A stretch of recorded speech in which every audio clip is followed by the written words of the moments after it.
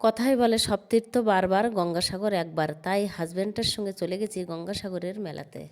তাই সুন্দরবন থেকে গাড়ি করে চলে এসেছি লট 8-এ, আর লট 8-এ এসে উঠে পড়লাম ভেসেলে। ওপার পেরোলেই কোচবেড়িয়া, আর সেখান থেকে গাড়ি ধরেই গঙ্গাসাগর। এর আগে হয়ে গেল মকর সংক্রান্তির স্নান, যেটা হয় পৌষ মাসের শেষে, আর এটা ছিল মাঘী পূর্ণিমার স্নান, আর এটা রবিবার পড়েছিল। তাই আমরা একদিন আগেই চলে এসেছি এই গঙ্গাসাগরে, আর রাতেই আমরা একটা হোটেল নিয়েছিলাম, আর সকাল সকাল চলে এসেছি গঙ্গাসাগরে স্নানে। প্রায় লক্ষাধিকের উপরে মানুষ এসেছিল এই পূর্ণ গঙ্গাসাগরের স্নানে।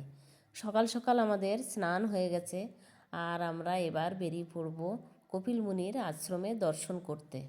আর এখন বাজে সকাল 9টা, আর আমরা যখন কপিল মুনির আশ্রমে দর্শন পেতে যাচ্ছিলাম, তো প্রায় দেখলাম যে 1.5 থেকে 2 কিলোমিটার এই লাইনটি। তার জন্য আমরা লাইনে দাঁড়াইনি, অনেকটা বেলা হবে, আবার ফিরতে হবে তার জন্য।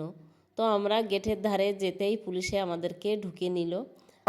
খুব সুন্দরভাবে আমরা দর্শন করলাম, প্রচুর ভিড় ছিল আর প্রচুর লোকের সমাগম ছিল।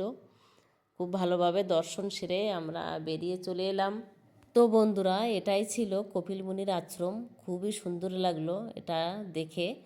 তো আজকের মতো ভিডিওটি আমার এই পর্যন্তই।